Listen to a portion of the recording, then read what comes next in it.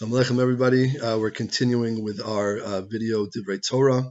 I'd like to start off by wishing all those in need of a refuah shlema, they should have a refuah shlema b'karov, and all those in need of consolation, unfortunately, a nechama should have a consolation also b'karov. This week's Parsha, Parshas Emor, deals with the Parshas HaMoados, the section in the Torah dealing with the holidays. It actually starts off talking about Shabbos and then goes to the first holiday in the Jewish calendar, because Nisan is the first month of the Jewish calendar, the holiday of Pesach. And from the holiday of Pesach, it progresses, discusses the commandment to bring the Karban HaOmer, the Omer's worth of the new barley crop, as a sacrifice in the temple, and to count 7 weeks from the day we bring that Karban HaOmer until we arrive at the holiday of weeks, 7 weeks later. Chag HaShavuos means literally the holiday of weeks, at the end of the process.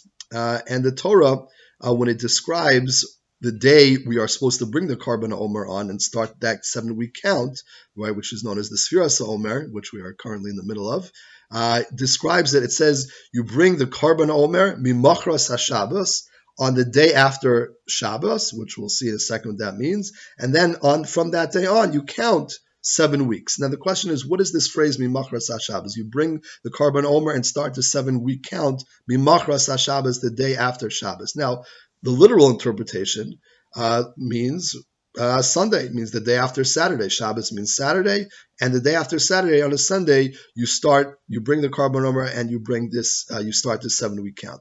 And in fact, that's how a group of a really heretical group of Jews called it Sedukim, the Sadducees, interpreted. They rejected the oral Torah, the Torah Sheba'al Peh, the oral interpretation, the traditional rabbinic oral interpretation and commentary on the Torah. They said, no, we have to take everything just literally. And that's how they interpreted the verse. Now, of course, our Chazal, our Chachamim, also known as the Perushim, the Pharisees, rejected that interpretation and said that's not correct.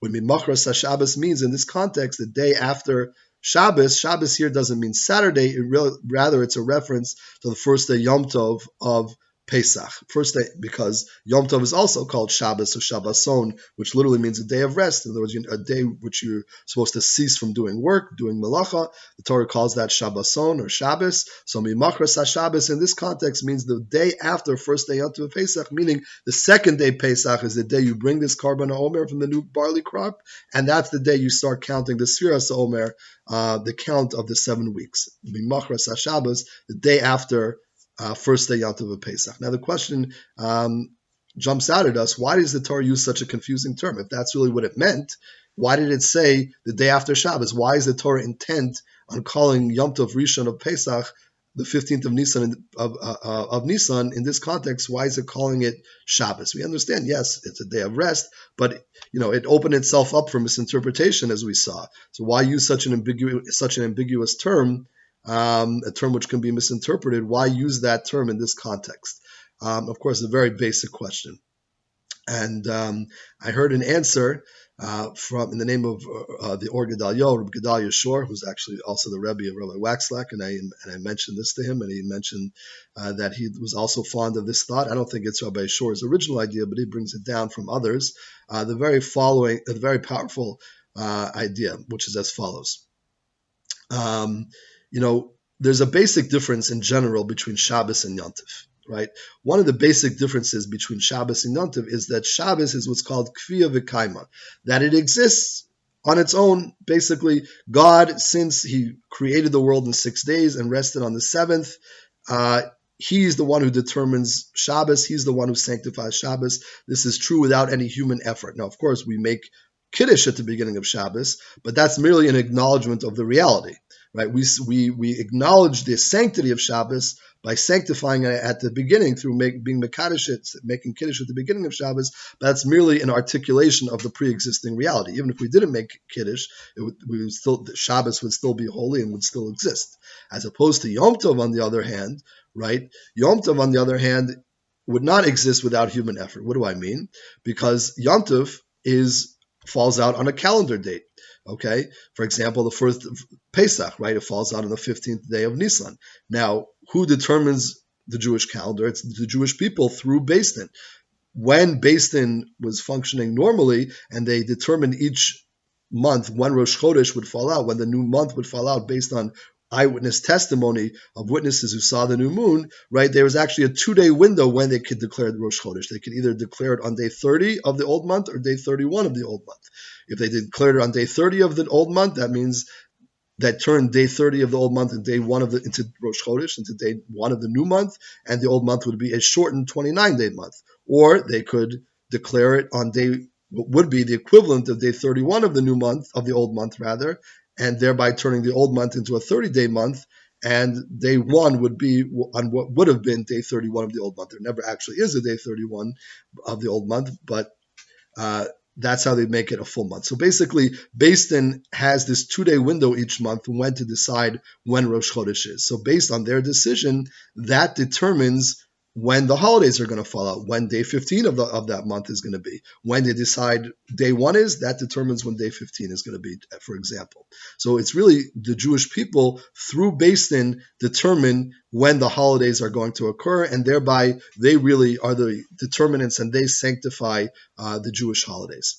This, Kabbalistically, this dichotomy of human initiative versus man's initiative is termed Isarusa de Le'ela, and literally it's the Aramaic for arousal from above, which means from God's initiative. Shabbos is Isarusa de Le'ela, God's initiative. He determines and sanctifies Shabbos, as opposed to Yom Tov is what's called Isarusa de Lasata, an arousal or an awakening de Lasata from below, meaning it's humans' initiative, the Beis Din, the Jewish people's initiative, who determine when the holidays are going to fall out. So with this information in mind, we can answer and look back at our original question. The question is, why does the Torah so intent specifically over here in this context of calling Yom Tov Rishon of Pesach with the term Shabbos? After all, like we said, it's a very misleading, ambiguous term, which in fact led some people to misinterpretation.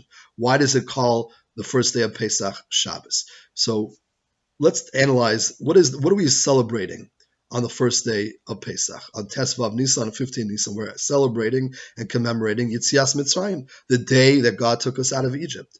Was Yitzias Mitzrayim our doing? Is it something the Jewish people earned? Or is it really something that God did really all on his own? So the answer is, of course, that really it was God's doing. We didn't merit fully, as the rabbis explained, to be taken out of Egypt. We were on a very low spiritual level at that point. And really, we didn't really fully merit to be taken out based on our own good deeds, if you will, and our own merits. It was God, because he wanted to keep the promise he made to our forefathers, and because of his kindness, it was God who took us out of Egypt on the 15th day of Nisan. So that is the idea of Shabbos. It's something which is God's doing, God's initiative, Isarusa de La'ela, an arousal from above. Okay? Now, however, the Torah says the day after Shabbos, right? The second day, Pesach, is the day you're supposed to bring the Karban HaOmer and start counting the Omer. Why so? Let's ask another basic question here. Why doesn't the Sefiras HaOmer start from the first day Yom Pesach, from the day of Yitzias Mitzrayim itself? Why does the Torah say specifically Mimachras HaShabbos, the day after Shabbos, i.e. the day after first day Yom Pesach?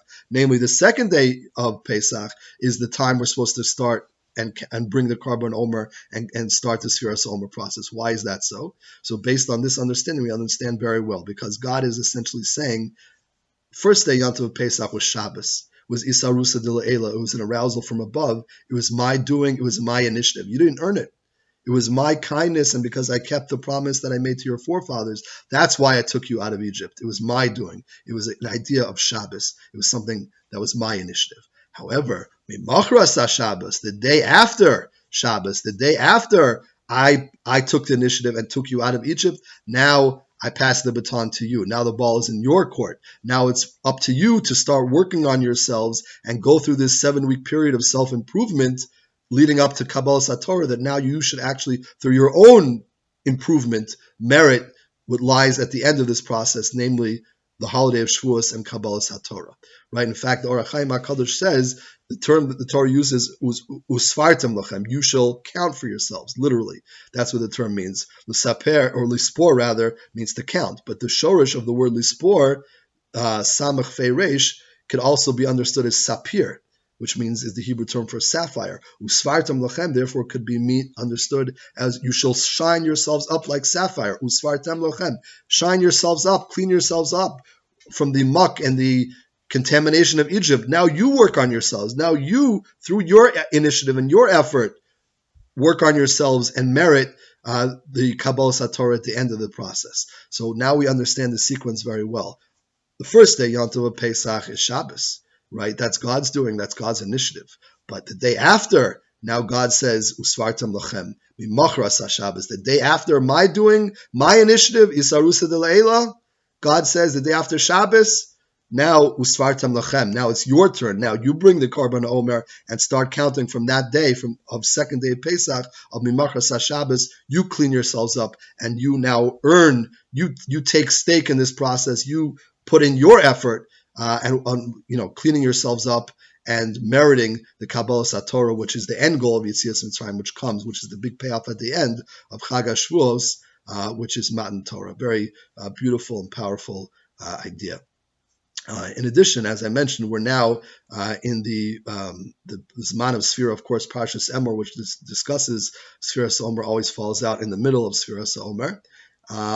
But we know later in history, fast forward hundreds of years, really it's over 1,000 years, about maybe 1,400 or so years after Matan Torah and Yetzias Mitzrayim, we have an additional event that the Talmud records in Tractate Yevamos of what happened in Sefiras HaOmer. The Talmud says that there was actually 12,000 pairs of Talmidim of Rabbi Akiva, where some total of 24,000 students of Rabbi Akiva passed away in the period between Pesach and Shavuos. The Gemara says, Shelo nahagu kavod zelazeh, because they did not treat each other with kavod, with a proper respect. And of course, one of the questions that should jump out at us is, we know one of perhaps Rabbi Akiva's most famous statement is, V'ahavta l'reacha kamocha, zeh klal gadol b'Torah, right? From last week's Parshas Kedoshim, Rabbi Akiva says that this verse in Parshas Kedoshim, which says we should love our fellow as ourselves, this is perhaps the most important pasuk in the whole Torah. This is maybe the most basic idea in the whole Torah. So how could it be that specifically the students of Rabbi Akiva, who emphasize the importance of Ahavas Yisrael, of loving one's fellow Jew as oneself, how could it be that specifically his students, were lo nahagu kavod zelazeh, did not treat each other with a proper respect, and therefore were punished and were killed during the period of Sefiras HaOmer? So there's several answers one could give. One could say simply that Rabbi Akiva, only in the aftermath of the death of his students, realized the importance of Ahavas Yisrael, and he issued that famous statement that V'ahavta l'reacha kamocha is a basic, perhaps the most basic tenet of the Torah, only in the aftermath of the tragedy. That's a possibility.